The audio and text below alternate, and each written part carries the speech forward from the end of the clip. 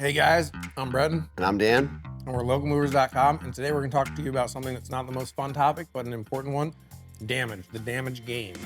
How often would you say that you should expect once you get jobs rolling to have something go wrong? It's inevitable. I mean, large operations, like every day, but Yep. in the early days, you maybe once a month, things happen. Yep.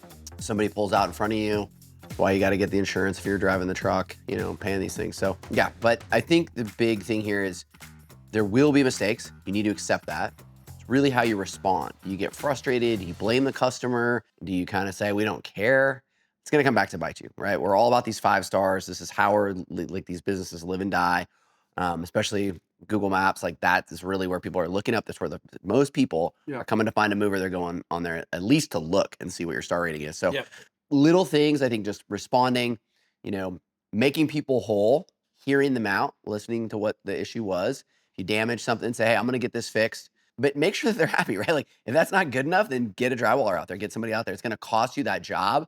But I'll tell you, as you get into this with the sales and marketing, the amount of money you're going to have to pay to bring 10 more customers in to make up for the one bad review is just so much more costly. So early on, you can take what would maybe be a 1-star review and just, they're kind of back to this kind of concept of extreme ownership, but taking the full responsibility as the leader in the business and saying, okay, yeah, I've made a mistake. Maybe even in the customer, like they didn't follow something and you made a mistake. Just owning that de-escalates the situation, and then always learn from that. So in terms of like employee management, things like that, if somebody makes a mistake, document what was done and then put it into your training when you're training people. Put it back in this, put it back into the system so that it doesn't happen again. I think that's super critical as you deal with damage. The reality is that every day there's a possibility of something to go wrong. It's how you respond that separates you from kind of a top tier moving company that's going to be able to get a 5-star even when things do go wrong, from somebody that's just going to get a 1-star. And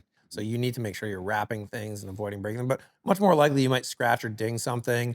And even if the scratch seems immaterial to you and your profit on the job is going to be $200, if you're under that, give them $50. If it's a teeny scratch, give them $100, give them $200, make them feel good about it. I'd say under $200, you're pretty much good.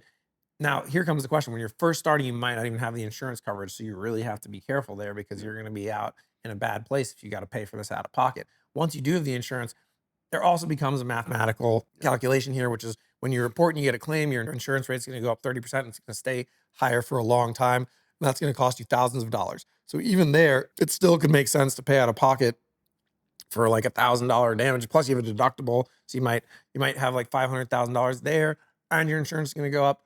The insurance is really there to cover you against something catastrophic, right? The truck crashes and then the substantial damage is done to a piece of artwork or something like that. I'd like to just talk a little bit about the 3-step prevention system that we kind of recommend.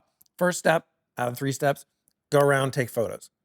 Second is make sure everything's wrapped up, everything's ready to go, and then document anything that you saw. Show it to the customer if it's on the walls or in the house or on the furniture before you wrap it up, close it up. And then step 3 is when you're done moving out of the house, do a walkthrough with them and get them to say, okay, everything looks good. I think that documentation of things and sharing it with the customer is really important. And one more thing I'd like to say is there is a statute of limitations on people coming after you for things that go wrong, but there's no downside in today's day and age for saving all those photos for every job. Yeah, I like to use Google Drive. You can use whatever you want, but make a folder for each job and just dump those photos in there. You can put the contract in there. You can put other stuff. Again, all the types of paperwork and templates that you might want to use. Just link below localmovers.com/academy. You can find all those resources. And then I'd say the other thing is when you're closing out and leaving, maybe they're renting the house. So they want to get that full deposit back. When you're moving out, if you've got some spackle and some things, you can cover some holes. Maybe you took the TV down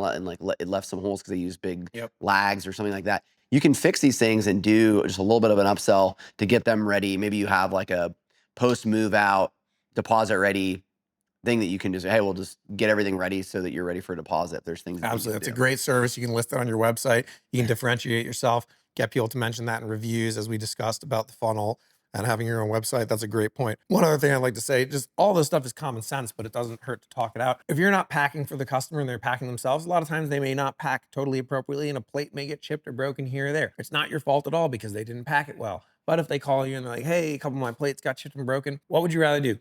buy that guy a couple more plates off Amazon. I mean, if these plates are $100 plates, fine. You tell him like, hey man, sorry, I can't afford that. But if the plates are $5, $10 a plate, give them a couple new plates and make them feel happy and say, hey, we try our best to do right by the customers. That would really just help us if you just leave a review for us. So I think that's kind of the thinking around this kind of stuff. At the end of the day, it's about you want to get those good reviews, and so you have to think, what is the over under in cost on this whole thing? But I mean, for me, that's kind of the heart of this issue. And I guess maybe top three things that you'd say with respect to how to handle situations that don't go exactly how you'd like.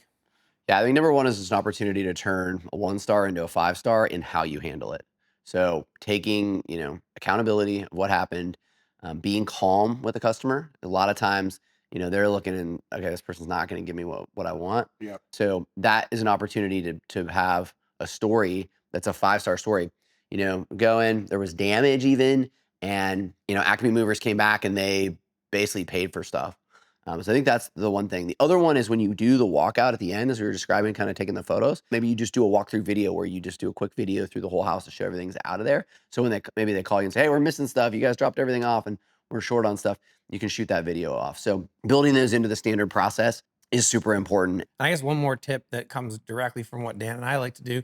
In Dan's prior experience, he made an SOP, ended up being thousands of pages long. These things can get really big. And, not all your guys might love to read a lot of documents. They're going to the trades to work, perhaps because they don't like sitting around reading and writing. That's totally respectable. We also feel the same way. And there are a lot of great tools out there. We use an app called Speechify that will read the SOP for you, and you can share that with your guys. So you make it easy for them. You'd be like, hey, listen, I want you to listen to 5 minutes of this thing, and then I'm going to ask you at the end of it, tell me what you learned from this. So you got to get creative. You're hiring a mover. The guy is not, his job is not primarily to read and write, it's to do the physical job. And so you should make it easy for people to digest these things and write down these rules. You can even laminate the most important things like the 3-step checklist, and like just put it in the side of your truck, put it on the wall there. You can have laminated cards and just stick it in there. So I guess the point is, your number one line of defense is to avoid things going wrong by training and preparing properly, but sometimes it will happen. And the difference between the 5-star review and the 3 or 4-star review, or God forbid, the 1-star review, is handling that situation gracefully. So hopefully that helped you, and let's get moving.